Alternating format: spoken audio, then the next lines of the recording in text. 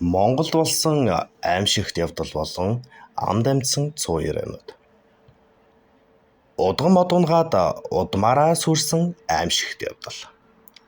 1978 оны 100 толгойтын зүүн салаагийн цусланд нутаглаж байсан ингээд дорж дэрэмгэгч залуухан эр бүтэн 3 хоног зүсэрсэн усан бороо,ноор гал алдахын эрхэнд хуурай мод олж ирэхээр хөрөөс үхээ аваад ой мод руу орж гин. Ойн чөлөөнд дэх бяцхан булгийн эхэнд байсан өгөршиж өмхөрсөн хуурай мод нүдэнд нь туссан учраас шулуухан очоод тайрч эхлэв.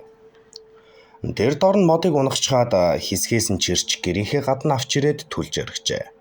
Маргааш өглөө нь зөвлөлтийн барилгын сод 3-т ажиллаж байсан ганц ах нь осолт орж өнгөрсөн тухай мэдээрлээ. Сарын дараа ганц хүн гэрийнх нь гадна байсан хөрөөр амыг ажилуулад гараатаас тайруулжээ. Эмгэнэлт явдлууд шиш шилээ даран хүлээж буйг золгүйр огтхонч гадарлсангүй. Жилийн дараа эхнэрээс нь хүү төрсөн авч 4 мөчгүй мухар нэгэн байв. Дэндүү ойр ойрхон тохиосон эмгэнэлт явдлуудаас том цохилт амссанд орж дэрэм зовлонгоо мартахын тулд өдөр бүр харуус гудрах боллоо. Харин тэднийхтэй ойрхон байдаг Санжжав гэдэг өвгөн лам "Чи удган мод унгаж лус авдаг хэлэгнүүлсэн байна. Өвөө нь аргалж өгье" гэж үнэн сэтгэлээсээ хэлсэн авч муухаг нэгэн бээр байсан учраас үгэнд нь орхон бүү, харин ч "Зөнөг өвгөн чи хүний зовлонгоор тоглож мөнх төгрөг авах гэлээ" гэх зэргээр агсамнанд оромжилсан учраас өвгөн хуврагч тэгсхийгээд орхижээ. Удаачгүй дорж дэрмийг архитаж явах хоорондоор эхнэр хүүхэд нь байшинтайгаа шатаж сүрчээ. Уй гашуудаа автсан дорж дэрэм бүрч цагаандаа гарч архины цагаан солиод туссан учраас ерөөдөх архины хөдөлмөр эмчилгээнд албадан илгээвдэв. Ерөөдчөд удалгүй золгүй нүгэлтээр дорж дэрэм модонд даруулж үгснээр инайл гал голомтороо сүрснийг өнөөдөр зарим хүмүүс мартаагүй байна. Өнөө цагт ой хөвчтэйгөө дайн зарлсан бусармаг үе нүрлээд байгаа учраас ил аимшигт явдлыг багч гисэн сургамжуулах үүднээс бичгэлсэн нь энэ. Булаг бузарлаад хөлөө тайруулжээ. Рашан булгаас сүсгэлэн дээдэлдэг монголчууд урсгал ус руу сүү цагаан идэ улаамах оруулахыг цээрлдэг. Харин энэ хуулийг зөрчвөөс чухам ямархан хортой үр дагавар учирч болохыг доор өгүүлэх нэгэн хэрэг явдал батлах бизээ. 1960-ад оны ихээр одоогийн дарихийн 1-р буудлын орчинд нэгэн жижигхэн булаг байж гин. Тухайн үедээ тэр хаваар айл амтан сэрэг байсан учраас бохирдох энэ төр явдал бараг гарахгүйгээс тэр хавийн цөөхөн айл уг булгийн усыг ундандаа хэрэглэнэ. Тэр үед санхүүгийн техникумд суралцж байсан чулуунгэгч эрийн эхнэр нэгэн удаа булгаас ус авахдаа сүйтэй байсан саваа зайлаад булаг руу асгаж оргисон аж. Энэ явдлыг харсан хүмүүс чулууны эхнэр цэцгийг ихээхэн зэмлсэн авч цаадах нь хүний урманд үг гэж тоолгүйгээр ширв татаж одов. Сүү тусаалгсан булаг яг сарын дараа ширэхэд цэцгээ хүүхний хөлөөр харах хөнгийн гөвдрүү маягийн зүйл тууран идэ бэрэндээ баригдан явж чадхаа болов. Эмнэлэг энтерээр нилээд явсан ч эцэстээ яаж чадалгүй 2 хөлөө тайруулсан эмгэнэлт явдал болсон гэдэг. Говийн зэрэглээ. Говийн зэрэглээ киноны багийнханд тохиолдсон гих чөтгөр шулмын хорлол.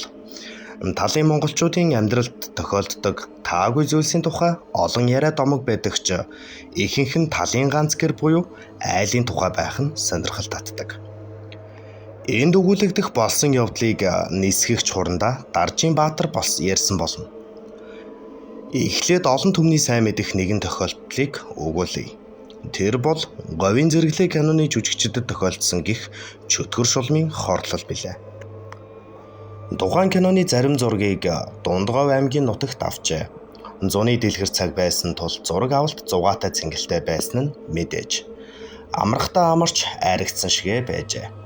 Нэг өдөр багийн чөлөө, сумын чөлөө баг шиг баяр тохиолдож киноныхан ч амарсан байна. Анчлах нь анчилж, айрагдах нь айрагдаж, аригдах нь аригдсан юм баг.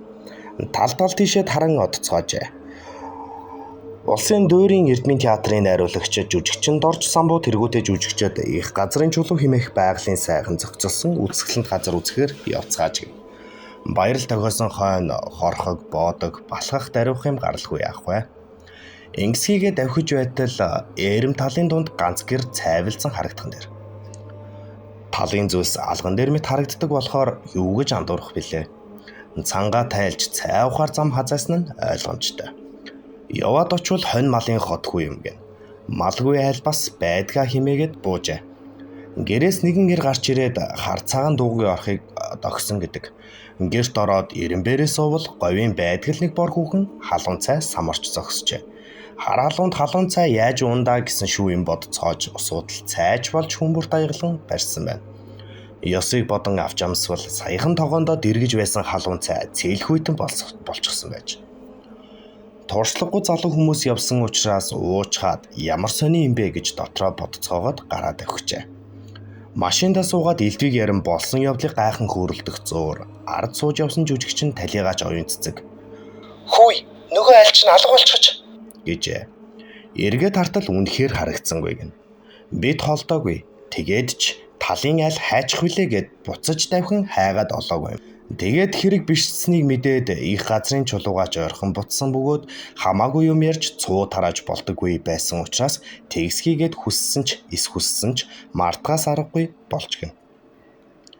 Киноны зураг авалт дуусч жүжигчид хотдоо ирээд бүгд ижил өвчнөр ууван цуунаас варсныг одоо ч ярьдаг шүү дээ. Ингиж манай хоёрч лудавьястан болох дээр хоёр жүжигчин хийж бүтээх эд насандаа хорвоог орхисон түүхтэй. Түүнтэй тун төсөөтэй зүйл нисгэгч хурандаа Баатарт 80-ад оны ихээр тохиолсон байгаа юм. Ээлжийн амралтаа аваад хоёр нөхрийн хамт тарвагшлахаар тарвагны орон болох Дундгавийн үл алдахын талыг зорж гин.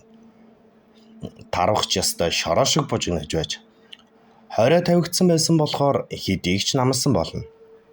Гэхдээ бас зөвшөөрөл авдаг байсан тул гэрээ байгуулан 100 тарвагны ан хийхээр очоод бараг 3 хоногт л амжуулчихсан юм баг. Ийм олон тарвагтай газар сонирхолгүй юм байна. Нэгэнт ажлаа амжуулсан юм чинь өнөөдөр амраад буцъя да. Хотод очоод загасчлаа гэж ярилцаад амрах болж. Энд ирснийх их газрын чулуу үзчихэд харийг ялцээд гараад өгчээ. Тэр үеийн шааха химэх хажуудаа суудалтай хос мотоциклоор хөл залгасан ус газар товчлсхийгээд давхижээ. Гэнэт нэг нөхөр нь "Хөөе, тэнд ганц гэр байна" гэжээ. Бүгдээрээ сонныг нь гайхаад давхиад хүрсэн байна.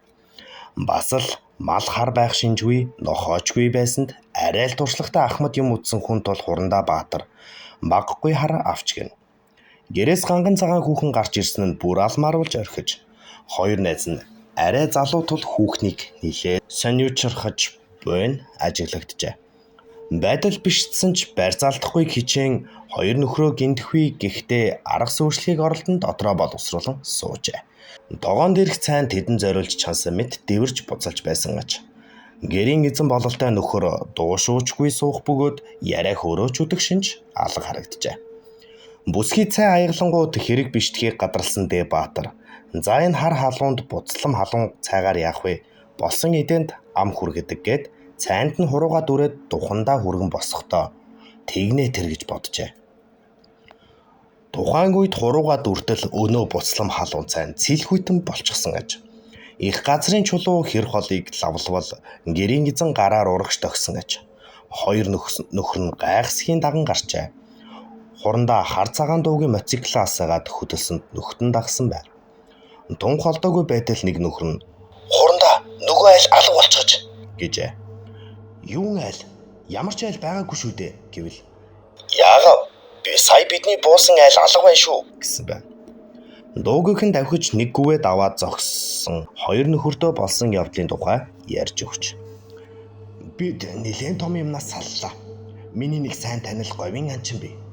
Тэр талд ганц гэр байвал бууж мордохдоо болгоомжтой бай. С ижигтэй санагдвал эдээ унданд нь хамаагүй хүрч болохгүй шүү" гэж загсныг ашгүй саналаа. Би ч дөхөж очиод хар авсан юм. Та хоёрыг айж цочих байх гээд илтрийг хэлээгүй. Харин яаж угаад юм идүүлж уулгалгүй гардаг билээ гэж л бодлоо. Азар Ахмад нь бий байсанд надад төрүүлж цай барьлаа. Биднийг очиод нохоо хуцаагүй. Малын хашаа хэвтэр байгаагүй. Тэгэд ч талын ганц айлд тэр бүр ганган хэнцэр хүүхэн байх учиргүй. Тиймээс та хоёрыг авч гарлаа. Та хоёрын нүд хүүхэн дунаад байсныг ч анзаарч суулаа. Хожим нь иймэрхүү юмд сонор сэрэмжтэй байх хэрэгтэй. Хүний ярьсан хэлснийг эргэцүүлж явхад гэмгүй. Тэр цайнаас амссан бол өнгөрөхгүй юу? Манай баруун монголчуудад нэг сайхан заншил байдаг юм. Мэдэж байхад илүүдэхгүй. Харамч яхир эдээ унд муутай айл таарвал ангаж сангаж явсан ч ам хүрдэггүй. Тогоотой цайных нь хөлсөнд хурууга дүрээд духандаа хүргэн болсон эдэнд ам хүрлээ гिचгээд явхад л болно. Цайн ундтай айл мунтахгүй таарна шүү дээ. Хэмээн ярьсан байдаг ажээ. Могоо хороогоод удмаа бузарсан гашуун тавилан. Лусын амтан гэгддэг могооноос монголчууд ихээхэн айдаг. Тиймдээч өвгөт хөгшөд маань нэрийг нь урт хайрхан хэмээн цээрлэж өглөөд сүүнийхаа дээжийг өргөдөг билээ. Харин лалын шашинтай манай казак иргэд 8 настай болчраас 80 настай буурлыг хүртэл эрс сүвтэй болгоно нь урт хайрхан таарлтвал 3 хэсэг тасчин газарт болчихдаг заншилтай. Энэ явдлыг дуурайж хөөргөн зан гаргасан Дэ Насанбат гэдэг ир ихээхэн хохирол амссан юм. 1986 онд хөдөө аж ахуйн дээд сургуульд сурч байсан Дэ Тогтолгон гэдэг казак оюутан дадлагаар дунд говьд явахдаа 10-аад могоо алсан тухай Зайсангийн аманд байдаг Дэ Насанбат гэдэг эрд ангийнхан оюутнууд ихэд багтан ярьцгаажээ. Үүнд нь хөөрч баяссан Дэ Насанбат могоо алж ангийнхаа октыг айлгах санаатай ойгоос нэгэн урт хайрхан барьж архины шилэнд хийж орхижээ. Түүнийгээ зуны халуун наранд цонхон дээр тавьж орхисон бөгөөд ихээхэн хачирхалтай явдал болох нь тэр. Оройн харахад мөнөөхөн могоо нь хайлаад тос болчихсон байсан агаад ердөөл яс хайрцтуудынхан үлдсэн байв. Болсон хэрэг явдал гэвэл ердөөл юм. Үүнээс 2 жилийн дараа Насанбат ихнэр авч анхны үрийн цулаа үнэрлэхээр боллоо. Үнэхээр аимшигтай явдал болж төрсөн үр нь уян мөчгүй хайрстай нэгэн байжээ. Цаашлаад аманд нь бултганах хил нь яг л могооных шиг 2 салаатай нарийнхан байж. Дэрхэн агшин л Дэ Насанбатын тархинд өмнөх явдлан зурс хийж тэнгэрийн гисгээл үзэж байна гэдгээ ойлгосон баг. Могоо шиг хүүгээ нэгэнт амьтай байсан учраас эцэг их болоод имлгийнх нь хайчгаж төвдсөнгүй. Эрх биш хүний хэм гэсэндээ золгүй бүсгүй хөхүүлж эцгэн сэтгэл санааг нь засах гэж оролдохоос өөр үр дүнд хүрсэнгүй. Энэ маягаар могоо хүү жил орчим амьд байгаад нэгэн шүн өөд болжээ. Хүн бус төрлийн амтан гэдгийг мэдэрч байсан эцэг их хоёр нь гашуудаж сүйд бололгүйгээр оршуулах чаан айдаад дахин ийм зовлонд учрахаас зүрхшин хоёр тишээ болжээ. Харин Дэ Насанбат энэ бүхэндээ харамсан гашуудсаар дахин ихнэр хүүхэд авалгүй гой нэгэн явсаар амиа хорлож өгчгэн. За өгүүлгийн хүртэл сонссон та бүхэнд үнэхээр их баярлалаа. Тэгээд миний чаналтай лайк, subscribe дарж нэгтгэхээ мартаосай. Баярлалаа.